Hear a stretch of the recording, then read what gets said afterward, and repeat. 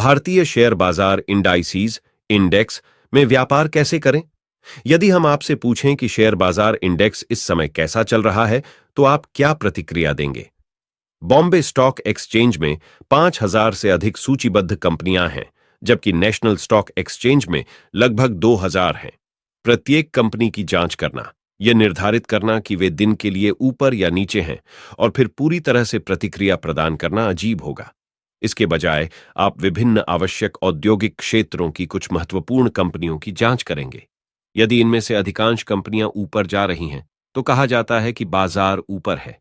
यदि अधिकांश नीचे की ओर बढ़ रहे हैं, तो कहा जाता है कि बाजार नीचे हैं। और यदि कोई मिश्रित प्रवृत्ति होती है, तो बाजार को दिन के लिए साइडवेज या फ्लैट कहा जाता है। बड़े बाजारों का प्रतिनिधित्व करने के लिए कम संख्या में कंपनियों पर निर्णय लें। जब कोई बाजार की स्थिति के बारे में पूछता है, तो आप जवाब देने से पहले इन चुने हुए इक्विटी के समग्र रुझान को देखते हैं। स्टॉक मार्केट इंडेक्स सूचीबद्ध सभी कंपनियों से बना है। सौभाग्य से आपको यह समझने के लिए कि बाजार कैसा चल रहा है, इन विशेष कंपनियों का बारीकी से अनुसरण करने की आवश्यकता नहीं है। आपको यह जानकारी देने के लिए महत्वपूर्ण व्यवसायों को पहले से ही पैक कर दिया गया है और उन पर निरंतर निगरानी रखी जा रही है। स्टॉक मार्केट इंडेक्स इस pre packaged market sentiment indicator का नाम है।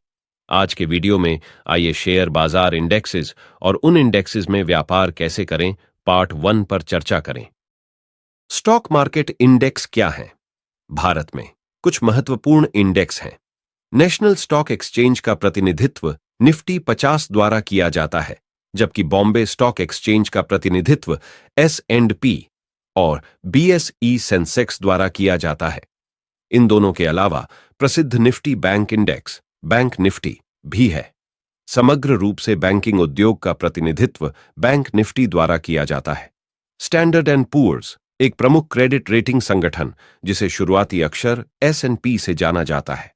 सूचकांक बनाने की तकनीकी जानकारी, जिसे S&P ने BSE को लाइसेंस दिया है। परिणाम स्वरूप इंडेक्स पर S&P लेबल भी अंकित है। NSE इंडेक्स लिमिटेड नामक एक सहयोगी फर्म के माध्यम से NSE स्वयं इंडेक्स का प्रबंधन करता है। नेशनल स्टॉक एक्सचेंज पर सबसे अधिक सक्रिय रूप से कारोबार किए जाने वाले स्टॉक निफ्टी 50 बनाते हैं। हम शीघ्र ही इन इंडेक्स को बनाने के लिए उपयोग की जाने वाली तकनीक के बारे में बात करेंगे। एक आदर्श इंडेक्स हमें बाजार की धारणा की वर्तमान सटीक तस्वीर प्रदान करता है। स्टॉक मार्केट इंडेक्स को ट्रैक करना क्यों महत्वपूर्ण है? शेयर बाजार इंडेक्स में बदलाव से पता चलता है कि बाजार सहभागियों की उम्मीदें कैसे विकसित हो रही हैं। जब इंडेक्स बढ़ता है, तो बाजार सहभागियों का मानना है कि भविष्य में चीजें बेहतर हो जाएंगी। यदि बाजार सहभागियों का भविष्य के लिए दृष्टिकोण नकारात्मक है, तो इंडेक्स में गिरावट आती है। आइए चर्चा करें कि स्टॉक मार्केट इंडेक्स को ट्रैक करना क्यों महत्वपूर्ण है। 1. बेंचमार्क।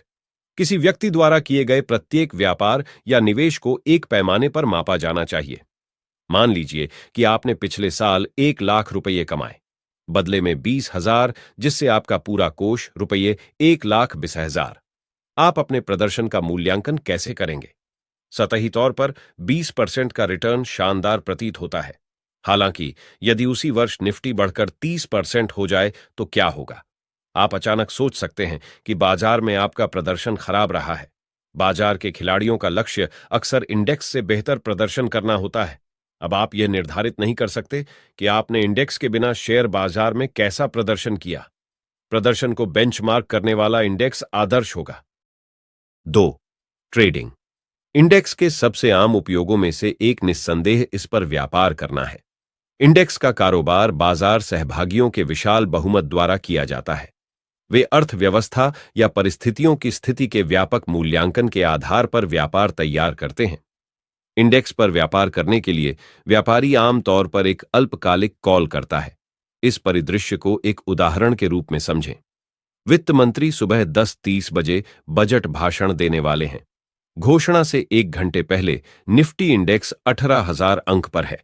आपका अनुमान है कि बजट से देश की अर्थव्यवस्था को फायदा होगा। आपकी राय में इंडेक्स का क्या होगा? इंडेक्स अनिवार्य रूप से बढ़ेगा। इसलिए आप अपने दृष्टिकोण का आदान प्रदान करने के लिए इंडेक्स को 18,000 के आसपास खरीदना चाह सकते हैं। आखिरकार इंडेक्स समग्र अर्थव्यवस्था का प्रतिनिधित्व करता है। बजट बढ़िया है और इंडेक्स उम्मीद के मुताबिक बढ़कर 18,500 पर पहुंच गया। इस समय आप 500 अंकों के लाभ पर सौदा बंद कर सकते हैं और अपनी कमाई बुक कर सकते हैं। इस तरह के व्यापार डेरिवेटिव नामक बाजार क्षेत्र के माध्यम से संभव हैं। किसी को यह ध्यान में रखना चाहिए कि फिलहाल इंडेक्स ट्रेडिंग डेरिवेटिव बाजारों के माध्यम से संभव है। 3. जानकारी। इंडिकेटर समग्र रूप से बाजार की भावना और रुझान को दर्शाता है। इंडेक्स देश की अर्थव्यवस्था के एक सामान्य इंडिकेटर के रूप में कार्य करता है।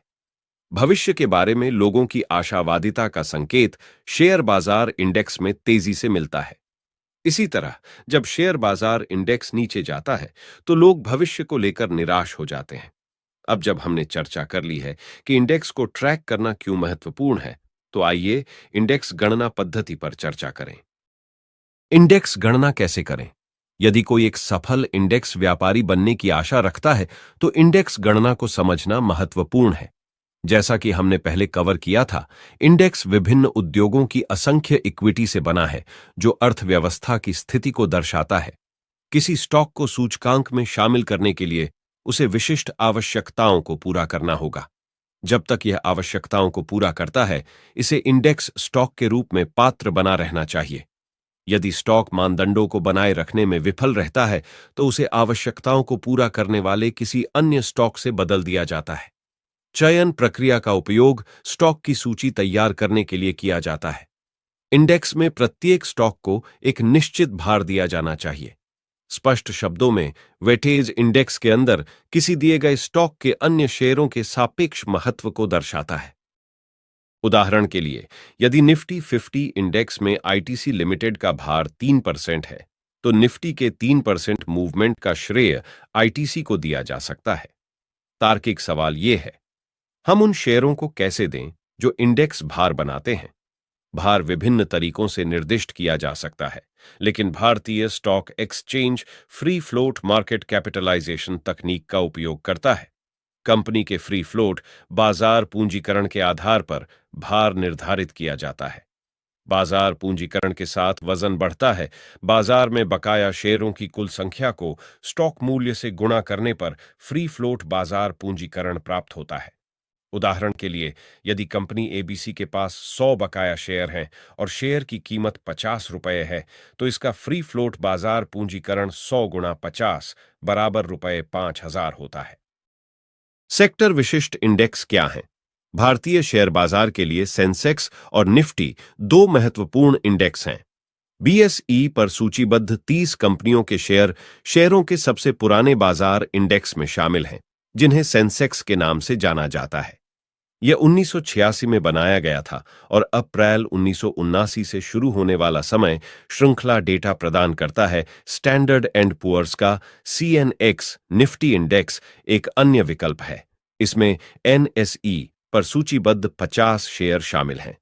यह 1996 में बनाया गया था और जुलाई 1990 से शुरू होने वाला समय श्रृंखला डेटा प्रदान करता है। जबकि सेंसेक्स और निफ्टी बड़े बाजारों का प्रतिनिधित्व करते हैं, अन्य इंडेक्स विशेष उद्योगों का प्रतिनिधित्व करते हैं। इसके लिए शब्द क्षेत्रीय इंडेक्स है।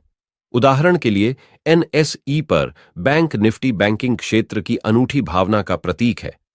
शेयर बाजारों में सभी आईटी शेयरों का व्यवहार एनएसई पर सीएनएक्स आईटी द्वारा दर्शाया जाता है। सेक्टर विशिष्ट इंडेक्स बीएसई और एनएसई पर उपलब्ध हैं। भारत में प्रमुख क्षेत्रीय इंडेक्स की सूची दी गई है, जो आप मेरे बाजू में देख सकते हो। इस वीडियो में हमने इंडेक्स के बारे में चर्चा किया। आगे पार्ट 2 पर इंडेक्स में इन्वेस्ट कैसे करें वो चर्चा करेंगे। अगर आप इंडेक्स पर इन्वेस्ट करते हो तो तुरंत सब्सक्राइब कर लीजिए। शायद आपके फायदे के लिए ही पार्ट 2 में चर्चा होगी। धन्यवाद।